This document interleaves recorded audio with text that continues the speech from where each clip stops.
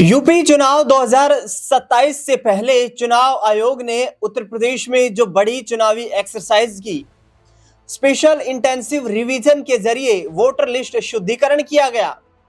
लेकिन आखिरकार अखिलेश यादव फिर सवाल क्यों उठा रहे हैं?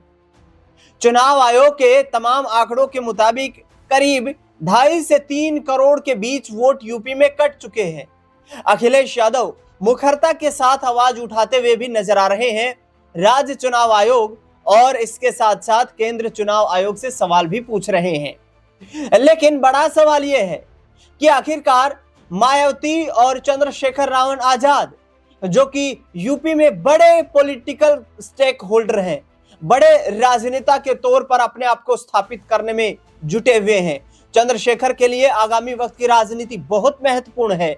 मायावती अपने राजनीतिक जो जीवन में जिस तरीके की ऊंचाइयां हासिल कर चुकी हैं, उन्हें किसी तरीके की राजनीतिक पहचान की आवश्यकता नहीं है। लेकिन आखिरकार मायावती का रुख शांत क्यों नजर आ रहा है? वो मुखर आवाज सामने क्यों नहीं आ पा रही है कि विपक्ष की भूमिका में होते हुए मायावती सड़कों पर उतरकर, उनकी पार्टी के कार्यकर्ता, पार्टी के नेता सड़कों पर उतरकर एक मजबूत आवाज क्यों उठाते हुए दिखाई नहीं दे रहे हैं? लेकिन सबसे पहले आपको बयान सुनवाता हूं मैं अखिलेश यादव का, जिसमें उन्होंने केंद्र और राज्य चुनाव आयोग से कई सवाल पूछे। शामिल किया गया था।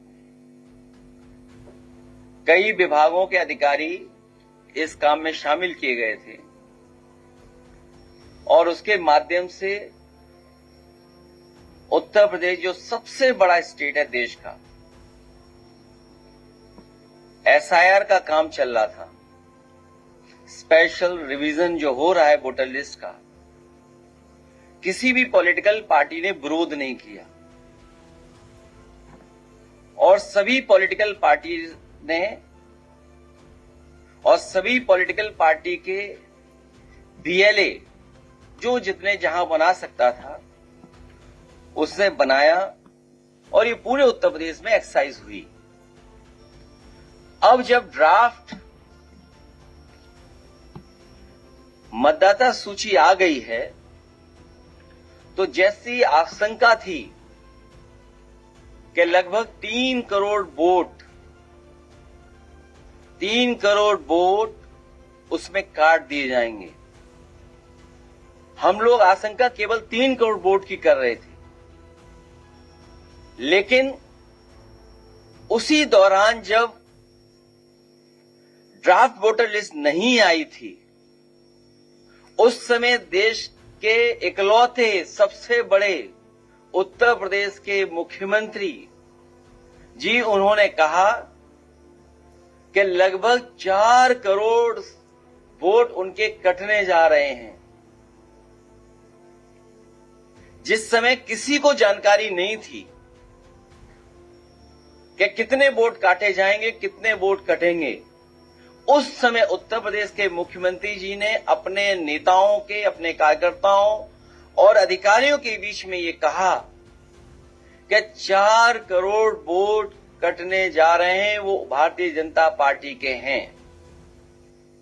उनकी स्पीच आर्काइव में है, सबके पास है, सबने सुनी है। तो अखिलेश यादव को आपने सुना, लेकिन अब चर्चा करेंगे आखिरकार मायावती और चंद्रशेखर की क्या रणनीति है। और इस चर्चा में शामिल होने के लिए मेरे साथ मेरे वरिष्ठ सहयोगी अमन जी भी इस खास कार्यक्रम में मौजूद रहेंगे और अपनी राय देंगे, अपने एक्सप्लेनेशन देंगे कि आखिरकार किस तरीके से मायावती और चंद्रशेखर की राजनीति को यूपी में 2027 में वो देखते हुए नजर आते हैं। सर, अखिलेश यादव हर मुद्दे को लेकर एक संपूर्ण विपक्ष की भूमिका निभाते हुए नजर आ रहे हैं। यूपी में इन दिनों देखा जाए और हम आम लोगों से जब बात करते हैं, ग्राउंड लेवल के पर जो मतदाता हैं, उनसे जब बात करते हैं, तो वो सीधे तौर पर 2 ही नाम लेते हैं, बीजेपी, अखिलेश यादव। आखिरकार मायावती और चंद्रशेखर क्या 2027 में यूपी में अपनी जगह बना पाएंगे? देखिए अगर हम कह सकते हैं पॉलिटिकल लिहाज से भी देखें तो मायावती एक मजबूत चेहरा बीएसपी की तरफ से और खासकर उत्तर प्रदेश की राजनीति में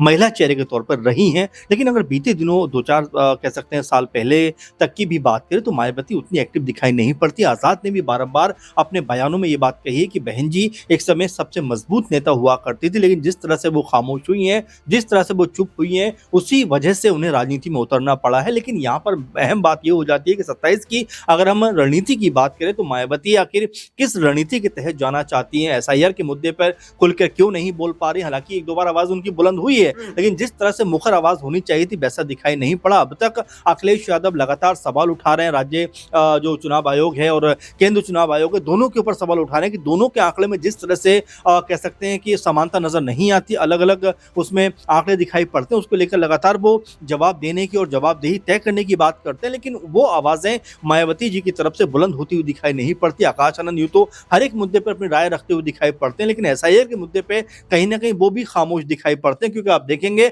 उत्तर प्रदेश में लगभग 3.25 करोड़ ऐसे मतदाताओं के नाम काटे गए हैं। इसको लेकर भी काफी हो हल्ला है। कुछ जगह कहा जा रहा है कि भाई ये दो जगह वाले लोगों के नाम थे, कुछ जगह कहा जा रहा है कि बहुत सारे लोग डेथ कर गए, तमाम तरह के आंकड़े दिए जा रहे हैं। लेकिन अखिलेश यादव समेत तमाम जो विपक्षी लोग हैं वो इनके ऊपर अब तमाम तरह के आरोप जो हैं वो चुनाव आयोग के ऊपर और खासकर सरकार के ऊपर लगाते हुए दिखाई पड़ रहे हैं। बिल्कुल, सरकार पर सवाल उठाए जा रहे हैं, सरकार की कार्यशैली को लेकर सवाल उठाए जा रहे हैं, लेकिन चुनाव आयोग इंडिपेंडेंट बॉडी जो है उसकी जवाबदेही है कि संपूर्ण तरीके से वोटर लिस्ट शुद्धिकरण के बाद तमाम उन लोगों को वोट डालने का अधिकार मिले जो कि संविधान लोकतांत्रिक प्रक्रिया के तहत उनको देता है।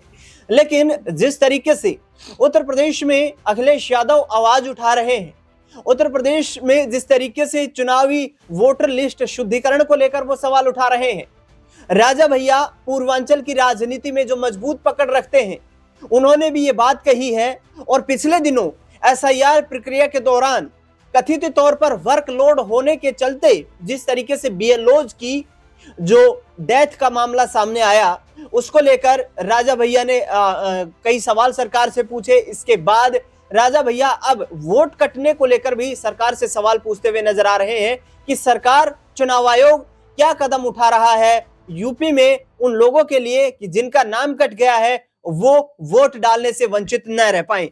ऐसे में अमन जी, यहाँ पर मेरा सीधा सवाल ये रहेगा कि अब राजा भैया भी जिस तरीके से बयानबाजी करते हुए नजर आ रहे हैं कि यदि इतनी बड़ी संख्या में वोट कटा है तो ये कहीं ना कहीं जो सवाल उठते हैं कि आखिरकार इतने वोट कहां गए और ये कहां से आए थे, और यदि किसी का गलत वोट कट गया है तो सरकार की, चुनाव आयोग की इसको लेकर क्या तैयारियां हैं।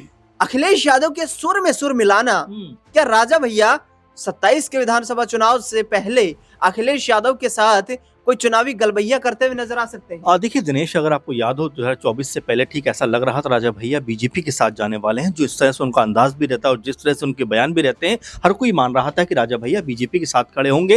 लेकिन चुनाव के ऐन वक्त आपने देखा कि किस तरह से वो खफा दिखाई पड़े कि भाई 2 सीटें जो वो मांग रहे थे बीजेपी ने उनके ऊपर अपने प्रत्याशी उतार दी, जिससे राजा भैया, उनकी जो पार्टी थी वो बुरी तरह से खफा दिखाई पड़ी, नाराज नजर आई। और उसके बाद ये तक कहा गया कि भाई जिसको जहां जाना है वो जा सकता है, मेरी तरफ से मेरे समर्थकों को खुली छूट। यानी कि उन्होंने एक तरीके दर्शाया कि वो बीजेपी के साथ नहीं खड़े हैं, बल्कि कहीं ना कहीं अप्रत्यक्ष रूप से सपा के साथ में वो पूरी तरह से खड़े हुए हैं। और यहाँ पर उसका असर भी दिखाई पड़ा जब परिणाम निकलकर सामने आए, क्योंकि जब परिणाम सामने आते हैं तो पता चलता है कि 37 जो लोकसभा सीटें थी वो सपा ने जीती, 6 जो लोकसभा सीटें थी वो कांग्रेस पार्टी ने जीती, और एक अगर आजाद की सीट को भी मान लिया जाए तो लगभग 44-45 का यह आंकड़ा था जो विपक्षी दलों ने अपने नाम किया। और इसके अलावा बीजेपी की बात करें तो महज 30-31 पर वो सिमटती हुई दिखाई पड़ी, जिससे आप मानिए कि देखिए राजा भैया की ताकत पूर्वांचल में क्या है उसका अंदाजा बीजेपी को बखूबी इस बातों से लग गया होगा। लेकिन जिस तरह से आपने अब ये मुद्दा उठाया कि जो बात वो कर रहे हैं, जिस तरह सुर में सुर मिलाते हुए दिखाई पड़ते हैं, असर कहीं ना कहीं होता हुआ दिनेश जी नजर आएगा। क्योंकि मुलायम सिंह यादव की जो रिस्पेक्ट है वो आज भी राजा भैया करते हुए दिखाई देते हैं। कई मौकों पर उन्होंने मुलायम सिंह यादव जी के बारे में अपनी राय को रखा है और ये तक कहा है कि वो बड़ा सम्मान करते थे उनका। तो क्या उसी तर्ज पर देखा जाए कि अखिलेश यादव के साथ अब वो 2027 में कदम से कदम मिलाते हुए नजर आएंगे? ऐसा होता है तो पूर्वांचल में बीजेपी को एक बार फिर कड़ी चुनौती का सामना करने को मजबूर होना पड़ेगा। मैं यहाँ पर राजा भैया को लेकर कंटिन्यू करना चाहूंगा। जिस तरीके से उन्होंने कहा है कि मेरी राजनीतिक एंट्री नेताजी ने करवाई थी, तो आखिरकार क्या अखिलेश यादव ने जो बयान दिया है कि आने वाला चुनाव जो है वो सीटों का चुनाव नहीं, जीत का चुनाव होगा, इस पर अखिलेश यादव राजा भैया को बखूबी कन्विंस कर पाएंगे कि आपको जितनी सीटें चाहिए हम देने को तैयार हैं? क्योंकि यूपी में यदि विपक्ष की भूमिका में देखें तो अखिलेश यादव बड़े भाई की भूमिका में रहेंगे और कांग्रेस पार्टी को कहीं ना कहीं बिहार में मिली करारी हार के बाद अब जिस तरीके से उन्हें कन्विंस करना है, तो आपको क्या ये नजर आता है कि तमाम जितने भी सहयोगी राजनीतिक दलों को साथ लेकर के आना है, अखिलेश यादव सीटों को लेकर कोताही नहीं बरतेंगे? देखिए, और जाहिर बात है अखिलेश यादव को भी पता है कि भाई अब किस तरह की रणनीति को साधना है। 17 का चुनाव उन्होंने अब देख चुके हैं, अगर आप देखें 21 का चुनाव वो देख चुके हैं, तो राजनीतिक तौर पर अखिलेश यादव बहुत परिपक्व हुए। उनके आप भाषण देखिए, बयान देखिए, कहीं ना कहीं ऐसा लगता है कि अब वो राजनीति को बाखूबी तरीके से समझ गए हैं और इसी रणनीति के तहत 2024 की अगर आप आंकड़ों को देखें तो पता चलता है कि बीजेपी की तरफ से कहा गया कि यूपी के में आकर 2 लड़के क्या ही कर लेंगे, क्योंकि राहुल गांधी, अखिलेश यादव लगातार उस समय रैलियां करते हुए, लगातार बयानबाजी करते हुए नजर आ रहे थे और उनको 2 लड़कों की संख्या दी गई थी। लेकिन जब परिणाम सामने आते हैं तो उन्हीं 2 लड़कों ने यूपी का समीकरण बीजेपी के लिहाज से बुरी तरह से न सिर्फ बिगाड़ा, बल्कि जो बीजेपी 400 पार का सपना देख रही थी वो 240, हाँ बिल्कुल 240 पे आकर अटक गए। और अयोध्या की सीट जो फैजाबाद के नाम से है उस पर भी बीजेपी को हार का मुंह देखना पड़ा। तो देखिए, इतना कमजोर समझना किसी के लिए, बीजेपी को भी पता है कि उनके लिए कहीं ना कहीं नुकसानदायक साबित हो सकता है। और यहाँ पर अगर राजा भैया का साथ अखिलेश को मिल जाता है तो बिल्कुल रणनीति में कहीं ना कहीं उनकी 4 चांद लगते हुए दिखाई पड़ेंगे। पूर्वांचल को साधना हमेशा से किसी के लिए भी कह सकते हैं कि चुनौती रहा है। ऐसे में राजा भैया जैसे नाम या कुछ और अगर हम नामों की चर्चा करें, जिसमें अनुप्रिया पटेल के नाम को भी लेकर लगातार कहा जा रहा है, पल्लवी पटेल के नाम को भी लेकर कहा जा रहा है, कहा तो यहाँ तक जा रहा है कि ओपी राजभर भी बहुत ज्यादा खुश दिखाई नहीं पड़ते, संजय निषाद भी कहीं ना कहीं अपने सुर जो है वो अलग तरह के दिखाई पड़ते हैं। तो अभी पूर्वांचल की राजनीति में बहुत कुछ होता हुआ नजर आएगा, क्योंकि चुनाव को अब 1 साल का वक्त बचा है। ऐसे में कई चेहरे ऐसे हो सकते हैं जो अपना अलग रुख यहाँ पर दिखाते हुए नजर आ जाए। ऐसे में अब अखिलेश यादव किस तरह कदम उठाएंगे ये देखना दिलचस्प होने वाला है। लेकिन बीजेपी के लिहाज से आप देखिए दिनेश जी कि जब से ब्राह्मण विधायकों की अलग बैठक हुई है, अलग तरह से माहौल बना है, उससे बीजेपी कहीं ना कहीं बैकफुट पर समय दिखाई पड़ रही है। भाजपा बैकफुट पर नजर आ रही है और राजा भैया का क्या चुनावी सियासी रुख रहेगा ये देखना भी बेहद दिलचस्प रहेगा, क्योंकि लोकसभा चुनाव में बीजेपी अच्छा खासा झटका उन्हें दे चुकी है। जिन 2 लोकसभा सीटों की मांग अखिलेश यादव बीजेपी से राजा भैया करते हुए नजर आ रहे थे, उन दोनों ही सीटों पर वो अपने चुनावी प्रत्याशी उतारने में नाकाम रहे, क्योंकि भारतीय जनता पार्टी ने उन दोनों सीटों पर अपने प्रत्याशियों को चुनावी मैदान में उतार दिया था। अखिलेश यादव के सहयोगी माने जाने वाले और मुलायम सिंह यादव को अपने प्रेरणा स्रोत मानने वाले राजा भैया क्या अब यूपी में समाजवादी पार्टी के साथ गठबंधन करेंगे, इस पर चिंतन मंथन चल रहा है। जो भी अपडेट होगी वो आप तक साझा कर दी जाएगी। इस खास रिपोर्ट में फिलहाल इतना ही।